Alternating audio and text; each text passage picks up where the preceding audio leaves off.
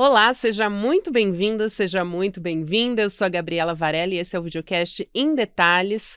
Aqui, sempre com um convidado, com uma convidada, a gente procura analisar, mergulhar numa temática, numa notícia do dia. E hoje eu converso com o Procurador Regional da República, o Biratã Caseta, que também é presidente da Associação Nacional dos Procuradores da República, sobre a sucessão de Augusto Aras, que deixa o cargo no final de setembro. Doutor, muito obrigada por aceitar nosso convite. Seja muito bem-vindo aqui ao ICL ou Em Detalhes. Eu que agradeço o convite, Gabriela, e a oportunidade de conversarmos. Doutor, vamos lá, né? A gente tem um cenário agora que é o seguinte: o presidente Lula ainda está buscando nomes para o comando do Ministério Público Federal. A gente está em setembro nesse momento, então o tempo está bastante apertado. Daqui a pouco a gente vai falar, inclusive, mais sobre os nomes mais cotados, mas eu quero partir da seguinte pergunta para começo de conversa. Como, depois de ser considerado o engavetador geral da República, do governo Bolsonaro, ainda permanece tão forte a possibilidade da permanência de Augusto Aras no cargo, dele ser reconduzido ao cargo? Gabriela, eu acho que isso faz parte de um contexto de visões sobre qual é o papel do Procurador-Geral da República, qual é o papel do Ministério Público Federal, do Ministério Público como um todo. Não há dúvida de que, nos últimos anos, especialmente com o aumento do protagonismo criminal do Supremo, no aspecto da sua competência originária, o Procurador-Geral da República passou a ser alçado a um campo importante, né? Foi assim nas ações do Mensalão, foi assim na própria questão do Lava Jato. Isso deu ao papel criminal do Procurador-Geral da República uma ênfase que não era se via antes. Antes se tinha o Procurador-Geral da República mais voltado às questões do Supremo.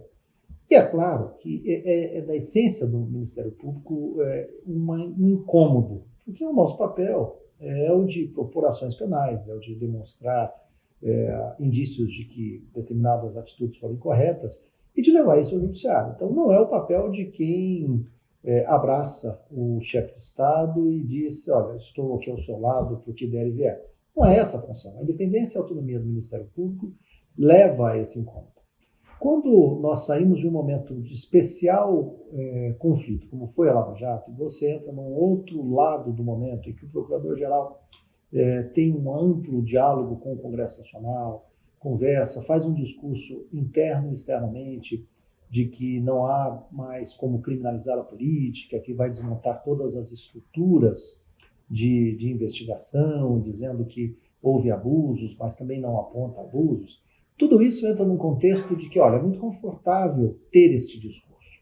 Então é natural que isso ocorra. E veja, eu não estou dizendo que o Procurador-Geral da República tem que ser um litigante em qualquer situação. Pelo contrário, ele tem sim que ter uma autocontenção, ele tem sim que olhar com cuidado o que é que deve ser judicializado, o que não deve, o que deve ser arquivado, o que não deve, o que efetivamente merece ser investigado, o que não deve, para também não entrar no campo especialmente no campo das redes sociais e dessa pressão para que tudo se transforme em manchete. Então, é natural que o perfil do Procurador-Geral da República seja redesenhado.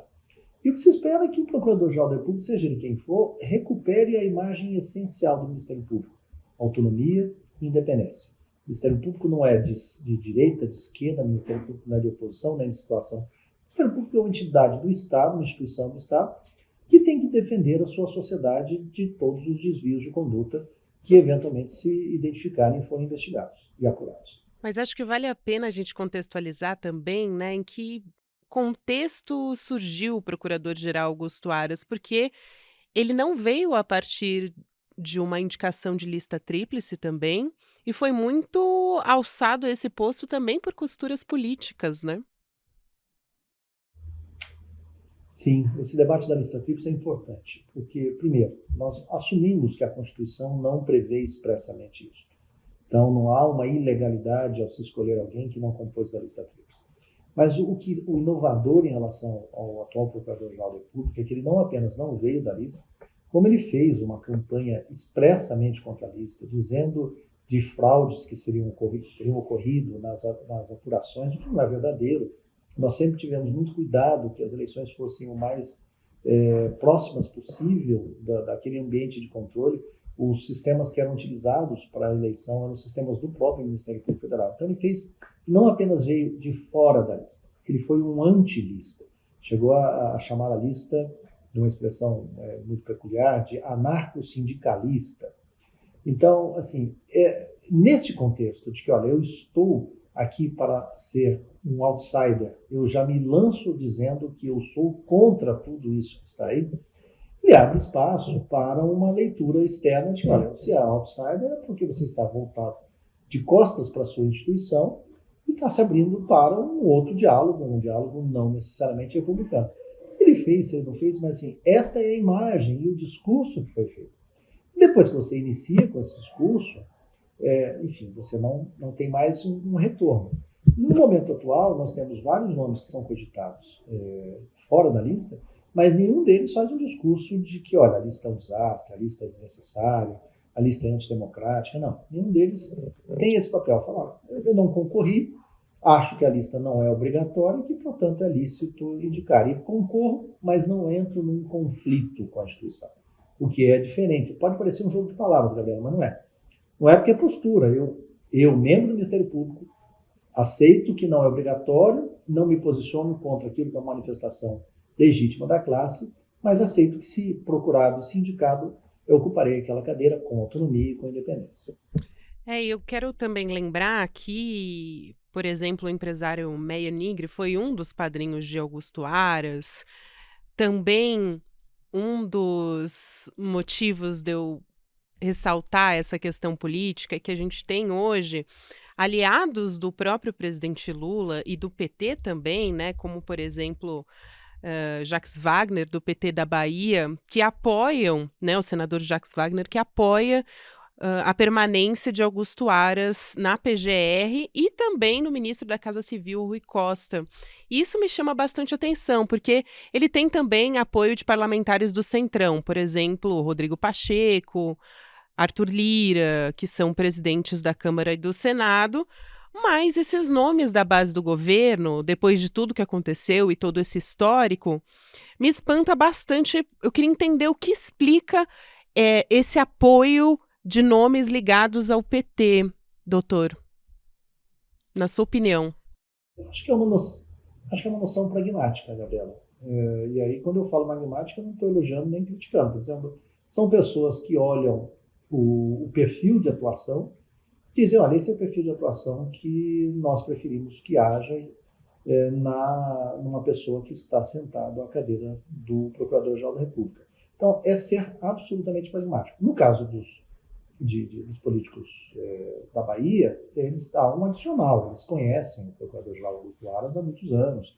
Aras, por ser anterior a 88, advogou, parou de advogar quando assumiu a Procuradoria-Geral, mas é um advogado conhecido na Bahia, atuou muito na questão eleitoral, então é uma pessoa conhecida, além de tudo. Mas são processos, são leituras, e eu acho que isso é importante, essa discussão. Sim. Então é uma pessoa conhecida. E é importante que a gente tenha essa discussão muito claramente, Gabriela, assim, para que a sociedade se manifeste. Quando nós fazemos a defesa da lista tríplice, às vezes parece uma coisa meio fetiche, né? Uma coisa meio assim, um corporativismo. Não. Eu acho que o ponto central da lista, além dela replicar o que ocorre em todos os outros ministérios públicos no Brasil, para mim, o mais importante dela é a transparência. E você ter clareza de que quem são os candidatos. As pessoas se indicam, se apresentam como candidatos, colocam a sua história à mostra, não apenas dos membros do Ministério Público, mas da imprensa, de toda a sociedade, e você é capaz de olhar, não, essa pessoa tem um perfil de atuação criminal assim, esse aqui tem um perfil de atuação de direitos humanos, esse tem um perfil, já ocupou tais cargos, já atuou em tais casos importantes. Isso permite a todos nós conhecer. O processo atual, que não prevê a lista, ele é um processo opaco. E a opacidade faz mal na democracia, porque você, por mais que a pessoa seja absolutamente honesta, por mais que ela não assuma nenhum tipo de compromisso, fica sempre aquela suspeição, qual foi o acordo que foi feito, por que é que ele foi escolhido e não o outro. Então, assim, o processo, a democracia é também processo, é o que você transparece, é o que você mostra. Então, a transparência da lista tríplice, ela é um benefício para a sociedade. Eu escolhi um nome, ele não foi o melhor nome, ele atuou assim, assado. Os erros são naturais, mas você tem uma história, e essa história é exposta e as pessoas escolhem. Quando você não tem, você fica um pouco nesse jogo de aparências. E aí, nas aparências, as especulações surgem de toda a ordem. E às vezes a pessoa nem é, de fato, culpada por aquilo que lhe é imputado. Mas, assim, como tudo foi feito na opacidade cabe a fofoca, cabe a especulação, cabe tudo que nós sabemos. Bom, falando sobre lista tríplice, né, depois da atuação de Augusto Aras, acho que a visão do presidente Lula queria entender um pouco a respeito disso, né? Faria sentido Lula voltar com essa tradição de escolher o nome do novo procurador-geral a partir desta lista tríplice, né? Porque abriu um precedente, né, doutor? Veja, nós tivemos no governo Fernando Henrique 4 indicações de uma mesma pessoa sem lista tríplice, que foi o Procurador-Geral da República e Geraldo Bilheiro. O presidente Lula, no seu primeiro mandato, ele foi seguindo as indicações da lista. Ele recebia 3 nomes, ele, a partir daqueles 3 nomes, indicava, e ele, inclusive, fez algo que nunca foi objeto propriamente de um pleito da NPR, que era indicar o mais votado. Mas ele sempre teve, nas vezes em que escolheu, assim como a presidente Dilma, assim como o presidente Temer, teve 3 nomes à mão para poder escolher, né? O presidente Bolsonaro retomou o passado e isso abriu uma fissura, na menor dúvida, porque, enfim, ficou claro que por não ser uma obrigação constitucional, não está previsto na lei, não havia ilegalidade e a nomeação seria seguida e a partir disso você entra num conceito de qual é a vantagem de seguir a lista ou não, se eu posso escolher quem eu bem quiser, né?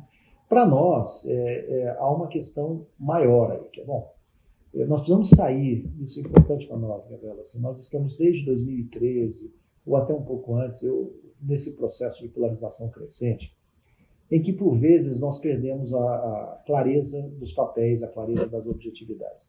Nós não podemos colocar o Ministério Público todo num único processo, num único grupo de pessoas. O Ministério Público é muito maior do que isso, com acertos e com erros em todas as suas atuações. Então, não me parece razoável que um caso, por mais importante que ele seja, como foi a questão da investigação da Lava Jato, com seus erros, com seus acertos, com a leitura que nós quisermos fazer, desde que ela seja feita dentro de um processo de objetividade, colocar nisso, olha, não vou mais seguir a lista porque aconteceu de um grupo de procuradores, assim, assado. Eu entendo o sentimento humano, eu entendo o que os defensores dessa tese veiculam, mas eu procuro sempre ter um passo atrás, até nas minhas decisões, que é, bom, vamos ser objetivos. O quanto eu devo deixar que esse meu sentimento domine algo que é institucional, é republicano, é dentro de um contexto maior. Então, embora eu entenda, me parece que numa discussão sóbria, nós temos que entrar numa outra visão, que é assim, qual é o melhor modelo e qual é a melhor forma de trabalharmos com esses temas. O fato é que é um risco também escolher um nome de fora da lista tríplice, né, doutor? Porque abre, como eu disse, abrir um precedente com Augusto Aras, mas pode abrir caminho para um novo engavetador-geral da República, que, não sendo Augusto Aras, pode ser um outro nome, mas isso pode acontecer também. Aí eu queria entrar em 2 nomes que têm sido cotados como muito fortes para a PGR, que são os subprocuradores Paulo Gonet, que tem o apoio dos ministros Gilmar Mendes e também Alexandre de Moraes, e também o Antônio Carlos Bigonha, que é apoiado por uma parte, uma ala do Partido dos Trabalhadores. O senhor pode ajudar a trazer um pouco o perfil desses dois? E também são 2 nomes que não estão na lista que foi elaborada, né? Os membros do MPF que foram eleitos pela lista tríplice para a PGR. Gabriela, sempre que eu comento sobre os dois, eu ponho uma advertência inicial. Estamos trabalhando com os nomes que as especulações nos trazem. Não sei nem se eles são efetivamente os grandes candidatos, mas vamos lá. São 2 pessoas de perfis, de alguma forma, muito distintas entre si. Tá? Primeiro, são pessoas respeitadas, integram o Ministério Público há muitos anos. Paulo Gustavo Gonet Branco, salvo engano, ali deve ser de 1990, não vou cravar porque eu não estou com os dados, mas está há mais de 30 anos no Ministério Público, tem uma carreira acadêmica consolidada, é conhecido como um dos grandes constitucionalistas brasileiros, fez toda a sua carreira no Ministério Público Federal, aqui em Brasília, corrigindo, ele deve ser anterior a 88, porque ele ainda pode advogar, né, tem a permissão teórica. É um acadêmico, uma pessoa de ótimo trato, tem uma história no Ministério Público e, de fato, foi sócio do ministro Gilmar Mendes no IDP, na fundação do IDP, e tem toda uma história, é reconhecido como tal, e tem tido uma atuação bastante independente, autônoma, no seu último cargo, né, mais aparente, que é o de vice-procurador-geral eleitoral. Então, é uma pessoa de conhecimento jurídico, sem dúvida nenhuma, reconhecido, de história na carreira e que fez o seu perfil aqui. Ele tem um perfil mais conservador, ele tem um viés mais conservador, tanto do ponto de vista religioso, quanto nas suas ideias, mas é um colega que certamente está aí à disposição. Antônio Carlos Bigonha tem, de certa forma, uma coincidência com o Gonê, é um pouco mais novo que o Gonê, também fez a sua carreira toda aqui no Distrito Federal, ocupou a cadeira que hoje eu ocupo de presidente da MPR, ali entre 2007 e 2011, foram 2 mandatos, atuou na primeira região, como nós chamamos, que é aqui essa área que envolve Brasília, foi coordenador da 6ª Câmara num determinado período, a 6ª Câmara cuida de questões indígenas, foi na primeira gestão do atual Procurador-Geral da República, secretário de Relações Institucionais, então uma pessoa que participou da gestão de Augusto Aras no seu primeiro momento, e é reconhecidamente um crítico da Operação Lava Jato, tem um perfil mais à esquerda, conhecidamente mais à esquerda, e os dois têm como característica o fato de que contra eles não pesa nenhum tipo de imputação de que em algum momento tenham sido, por algum motivo, ligados a qualquer tipo de grupo e não tenham sido autônomos, independentes na sua atuação. Mas são perfis distintos, né? Na parte da curiosidade, a gente sempre lembra, não sou eu que estou lembrando isso, mas já que estamos nesse papel, Gabriela, Bigonha ainda tem uma peculiaridade. Bigonha é um excelente pianista, tem álbum gravado, é doutor em música pela UNB, então tem uma formação peculiar. O próprio Augusto Aras, também conhecido por ser um crítico à Operação Lava Jato, né, tem no seu histórico também essa característica.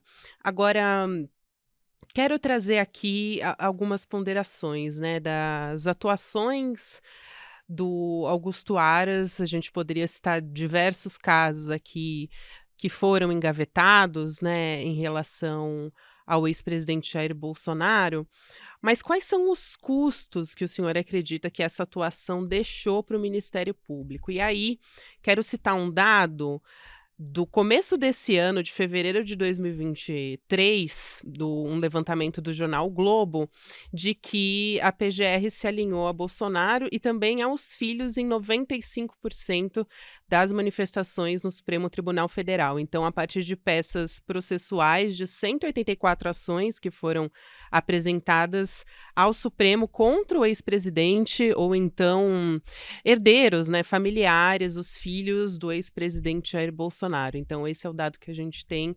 Para não entrar aqui em todas as questões, a gente teve diversas, né, relacionadas à CPI da pandemia, enfim, tem uma lista imensa, e acho que o caso mais recente, talvez, que tenha chamado a atenção e que vale a pena pontuar também, doutor, porque eu falei da proximidade, né, de Augusto Aras com o empresário Meyer Nigre, e que também foi levantado pelo Aguirre Talento, jornalista do portal UOL, no mês passado, em agosto, na verdade, que Augusto Aras agiu para proteger de uma investigação o Meyer Nigre, né, que é o dono da construtora Tecnisa, depois de um pedido do próprio Meyer Nigre, do empresário, e tem essas conversas, né, esses diálogos que foram interceptados pela Polícia Federal, foram revelados pelo jornalista, mostrando, então, como esse empresário próximo do ex-presidente Jair Bolsonaro e próximo de Augusto Aras acionou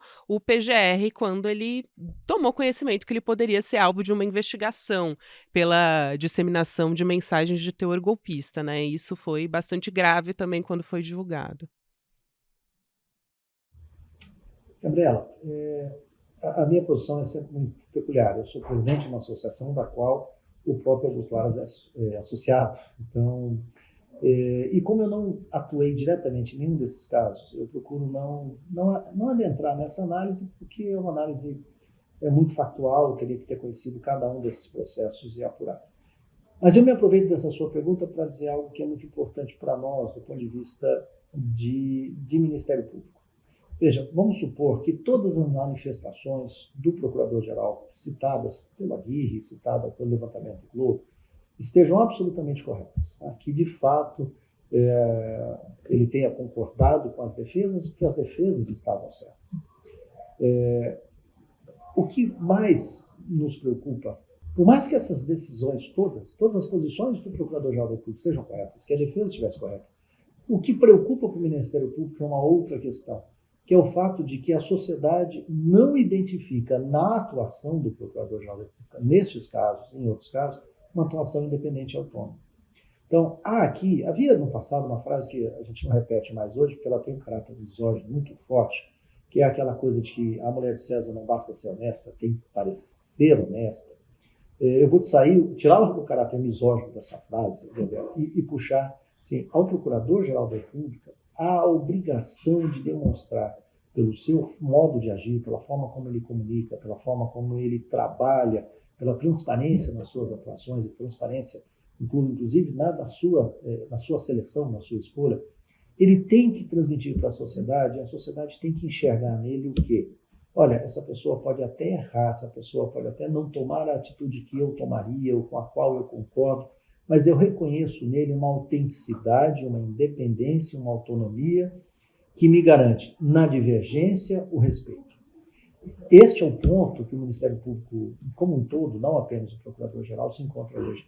Nós precisamos retomar essa legitimação social no aspecto de aquele agente precisa ser visto como tal. E aí, muitas coisas ajudaram nessa leitura externa da atuação do Procurador-Geral da República. É evidente que a pandemia, por todo o seu contexto, as dores sofridas, as mortes e tudo aquilo que aconteceu, interferiu demais. Mas é evidente também que a própria forma como o ex-presidente Bolsonaro se referiu, num determinado momento, ao papel do Procurador-Geral da República, também ajudou a transmitir isso.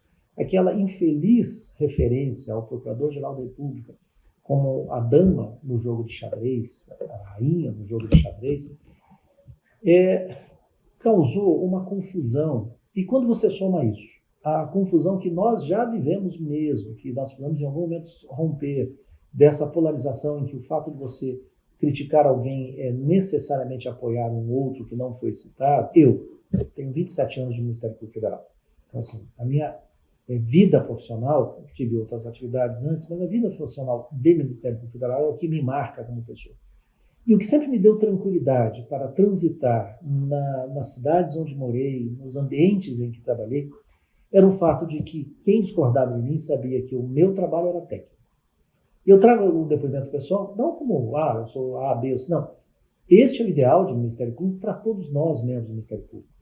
Não estamos isentos de críticas, pelo contrário, temos que ser criticados para melhorar. Mas essa crítica, quando ela sai da premissa, né, quando a premissa que atrai a crítica é a de que eu sou parcial, já está em risco o próprio papel do Ministério Público. E esse é o contexto do qual nós precisamos urgentemente ser resgatados ou nos resgatarmos, a depender do horário que você tiver. E aí eu quero fazer uma pergunta, a gente está chegando aqui ao final da nossa conversa, doutor, mas como tem sido o diálogo da Associação, né, Nacional dos Procuradores da República com o presidente Lula? Ele já se manifestou publicamente por meio de assessores, interlocutores, dizendo que não vai seguir a lista tríplice. Então, queria saber se ele deu alguma sinalização a respeito do nome que ele deve escolher e qual que seria o tamanho do desgaste para o presidente Lula essa permanência de Augusto Aras?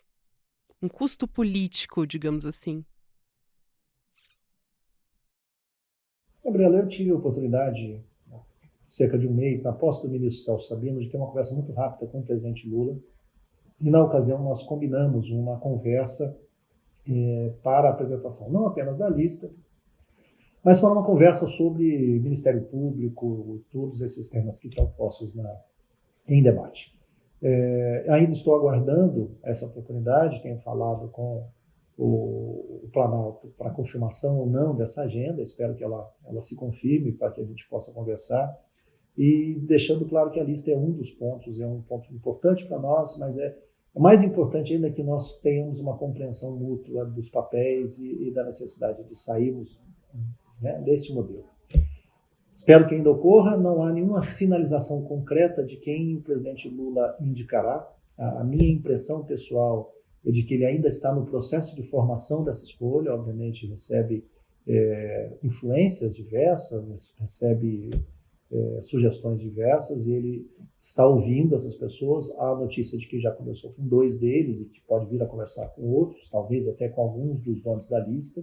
A nossa esperança é de que uma conversa transparente, republicana, faça com que esse mito em torno da lista se desfaça, né, que nós possamos demonstrar que a lista não é um problema em si mesmo, pelo contrário, ela é um antídoto para várias coisas, inclusive para a falta de transparência.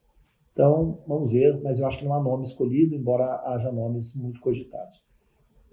A sua pergunta sobre o custo político da escolha do atual Procurador-Geral da República a mais um mandato é algo que me parece estar fora do campo propriamente do jurídico ou do direito, né? Assim, me parece claro que o Congresso Nacional não tem resistência ao nome de Augusto Aras, ele transita muito bem no Congresso Nacional, tanto que a sua recondução houve uma votação muito expressiva, mas no campo social, no campo das imagens, no campo de como você explica as suas posturas, o presidente Lula me parece que terá uma dificuldade, quer dizer, por que as críticas que ele tanto fez, por que as críticas que o PT tanto fez e que os partidos de esquerda, na oposição ao governo Bolsonaro, faziam ao atual Procurador-Geral da República, se desfizeram. O que é que mudou?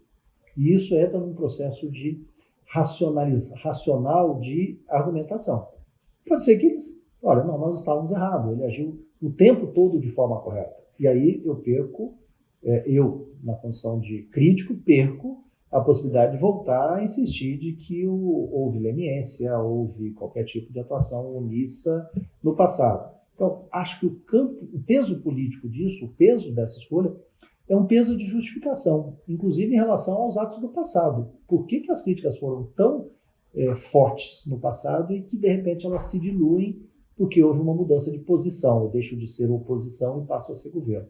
Esse me parece que é o principal peso, porque do ponto de vista prático, eu não veria, honestamente, nenhuma dificuldade de aprovação do nome do atual Procurador-Geral da República para um novo mandato pelo Senado. Acho que o Congresso o recepcionaria como sempre o recepcionou e provavelmente chancelaria o seu nome.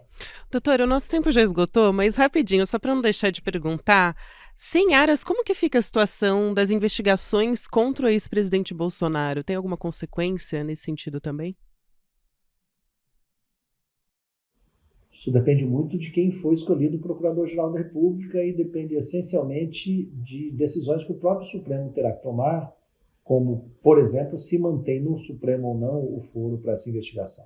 Mas o próximo Procurador-Geral da República terá diante de si a necessidade de olhar com muita clareza qual é o seu papel dentro de um processo de investigação e como ele se reposiciona, como ele reconquista no Supremo Tribunal Federal um protagonismo na investigação criminal que foi sendo perdida nos últimos anos. É isso. A gente conversou com o Procurador Regional da República, o Biratã Caseta, também presidente da Associação Nacional dos Procuradores da República, sobre a sucessão de Augusto Aras. Doutor, muito obrigada pela sua presença aqui. Foi um prazer conversar com o senhor aqui. Caminho sempre aberto, porta sempre aberta. Seja sempre bem-vindo. Eu que agradeço a receptividade e contem sempre comigo para esse debate. Eu acho que a discussão cada vez mais madura sobre esses temas é que nos levará a um caminho melhor. É isso, é importantíssimo. Um abraço, doutor. Até a próxima. O Videocast em Detalhes fica por aqui. Próximo episódio vai ao ar às 10h30 da manhã, ao vivo no YouTube, por onde você acompanha toda a programação do ICL Notícias, nos canais do Instituto Conhecimento Liberta e também Eduardo Moreira, de segunda a sexta-feira. Você também pode acompanhar Em Detalhes nas principais plataformas de áudio. A partir das 6, 7 horas da manhã, o episódio já está disponível do Em Detalhes. Para quem acompanha essa transmissão agora, ao vivo no YouTube, você fica agora com o videocast Mercado e Investimentos, com André Campedelli e Débora Maganha, e às 6 horas da noite também com o ICL Notícias, segunda edição.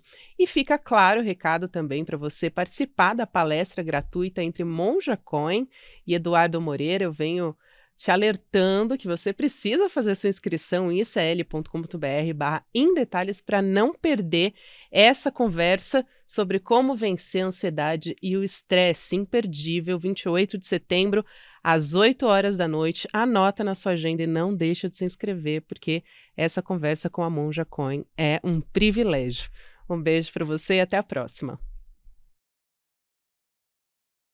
Ela é uma das lideranças espirituais mais populares do Brasil, respeitada por todas as religiões. Monja Coin vai dar uma palestra no ICL no dia 28 de setembro para debater um assunto que diz respeito a todo mundo: como vencer o estresse e a ansiedade. Para você se inscrever nessa palestra gratuita da Monja Coin, é só clicar no link aqui em cima ou aqui embaixo e gratuitamente e rapidamente você vai estar inscrito na aula. Se inscreve agora, não perde essa chance não, e vamos todos aprender sobre um assunto tão importante para os dias de hoje.